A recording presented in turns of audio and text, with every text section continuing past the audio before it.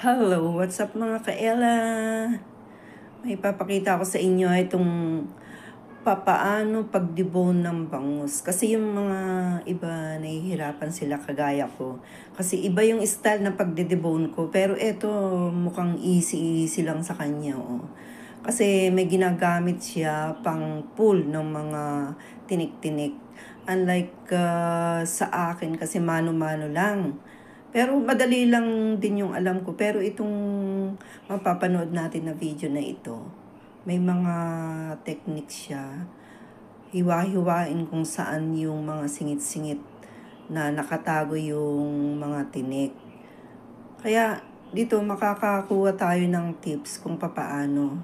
Medyo mahirap siya para sa atin. Pero sa kanya mukhang easy lang, ano. Siguro sa una medyo mahihirapan tayo. Pero pag nasanay na siguro tayo dito sa technique niya, mapapadali.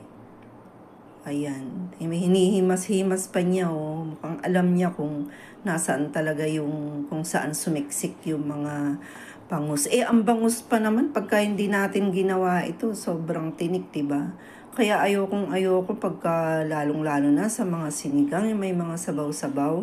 Nahihirapan ako kasi natakot na ako. May phobia na ako dyan kasi ilang linggo kong ininda yung tinik sa lalamunan ko.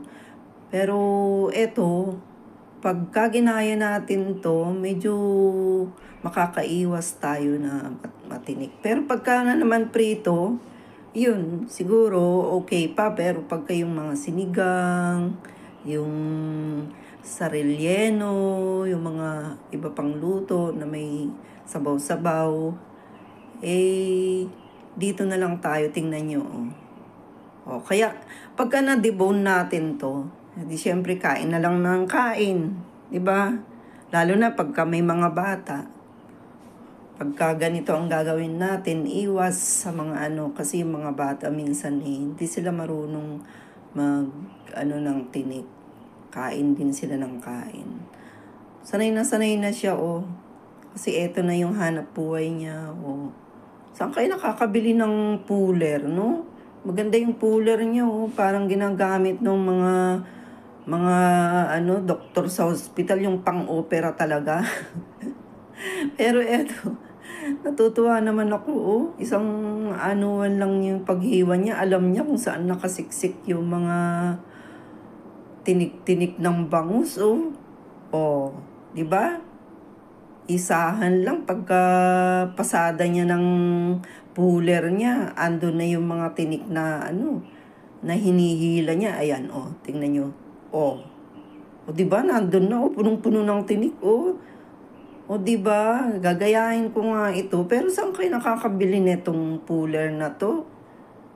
O yan, pag nasa Pilipinas, paborito ko pa naman yung bangus na yan, lalo na yung relleno, mo order ako. Sarap na sarap ako dun sa timpla nila.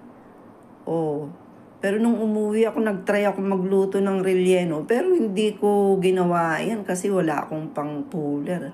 Pero eto,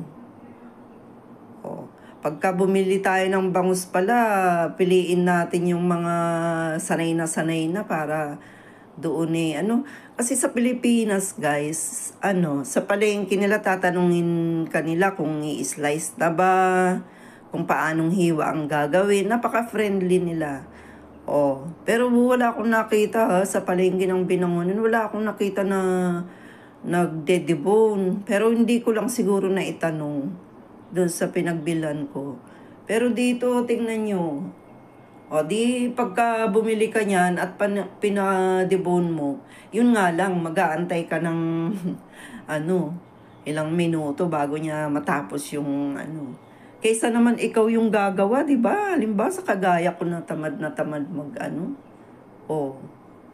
di pag nagluto tayo niyan, at least wala ka nang iisipin na himay-himayin dun sa mag-prepare ka na lang ng rekado o lagay mo na dun sa loob ng bangus mo. Tapos maghanda ka na rin ng pang para kasi yung ako lang hindi ko na tinatahi. Na lang binabalot ko na lang ng ano yun, yung dahon ng saging o kaya yung sinulid, yung malinis na sinulid. Pinapaikot-ikot ko na lang na ganyan, tapos balutin na ng dahon ng saging, tapos iihaw na. Ganun. Pero yung anak ko, mas prepare daw niya yung prito. Eh, ayoko ng oily. 'Di ba? Kaya dahon ng saging. Tapos, ang dahon ng saging kasi nakakadagdag pa ng, lasa. Tsaka yung amoy niya, 'di ba, ang bango. Kaya pagka nag-iihaw ako nun, bakit anuhin mo yung dahon ng saging? Sabing ganun nung anak ko. Sabi ko, pambalot ko dito sa bangus. O, pag nag-iihaw ka, ang bango kaya. Di ba parang ang sarap-sarap niya? O, tingnan nyo. O, kuwang-kuwa niya lahat yung tinik. Meron pa pala dito sa area ng banda. Hindi pala iisang lang yung hiniwa niya. Doon pa sa may pala dulo ng nandun din pala ng siksik. Kaya dalawang layer, kung mapapansin nyo, dalawang layer yung hiniwa niya. Doon sa kung saan nandun yung gitna. Ito na to dito sa may tiyan. Nandyan din pala ang mga Ang bangus talaga, sobrang tinik, lalo na yung buntot, nakakatakot kainin. Kaya iniiwasan ko yung buntot. Dati gusto ko kasi pa akong magaling pa yung dila kong magsalat ng tinik-tinik. Pero ngayon parang ang dali kong matinik. O ayan, wala nang buto. O. Ay, wala nang tinik ko. Buto. Ayan. O. Parang tinatyani. Ay, hindi naman tyani yan. Puler na yan. O, parang nakuha na niya yung iba eh. O, diba? Sanay na sanay, diba? O, O, kain na lang ng kain ang gagawin. O, ang tiyaga niya talagang magkalikot. O, sanay na sanay ng magkalikot. Ultimo dun sa pinakadulo-dulo ng buntot. Eh, dun sa parte na yan, nandyan yung mga matitigas na tinik talaga. Ang taba ng bangus, makikita mo talaga yung niya. Ayan. Talagang linis na linis, Alam mo yung itim na part na yan ng bangus, taba yan eh. Yan, pero pag ako tinatanggal ko yan kasi, yung iba gustong-gusto niyan, yung taba ng bangus, dun sa may part ng tiyan. Nakakasuya. Di ba? Sinasalat-salat pa niya. Ayan. Pagkatapos niyang i-debone, mapapansin natin, ngayon pa lang niya kinakaliskisan. Kasi, pagka kinaliskisan niya kanina, madaling, yung mahihirapan ka kasi malambot na eh. Kaya, mafu-fold na pagka may kaliskis kasi medyo straight pa. Pagkuha mo ng mga tinik-tinik niya, straight pa siya, hindi siya Ngayon pa lang niya kinakaliskisan after na ma-debone. Kaya yun ang technique pala niya. Ayan, ang haba ng bangus, ang laki, no? Ayan, ready na siya, Tsaka yung mapapansin natin, di ba yung iba pag nagkakaliskis pa, higa yung bangus. Sa kanya talaga, pag ganyan.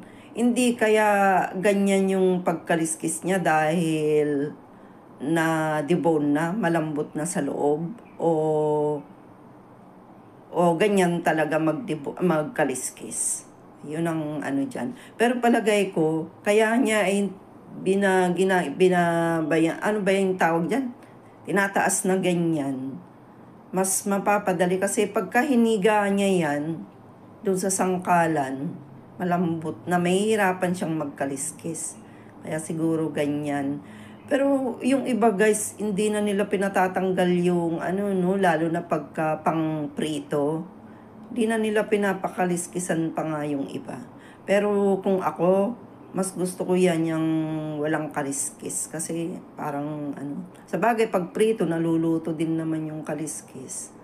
O, ayan. Makikita natin dyan, tatanggalin pa rin niya yung tinik ng palikpik ng bangus. O, ayan. Ang dali lang niyang hugutin, no? O, o. O, diba? Kaya wala talagang ano. O, may huhugutin pa dun sa loob. O, ayan. Matigas kaya yun. Yung tinik na yun. O, ayan pa. Isa. Kawawang bangus. Luray-luray na yung mga, ano, kasukasuan niya. O, wala nang tinik din. O, may huhugutin pa. Yan na yung pinakamatigas na buto ng bangus. O, ayan, o. O, ayan. Ayan, matigas yun. O, diba? Yung pa isa. Ang tiyaga niya talaga. O, matigas yun, o. Pinakita niya, o. Naku, pag natinik ba naman ang lalamunan mo niyan, ewan ko lang. O, ano pa? Ayun pa. Yung natirang kaliskis doon. O. Ayan pa, tatanggalin pa ba yun? Yung mga hindi naabot ng knife. Tapos na.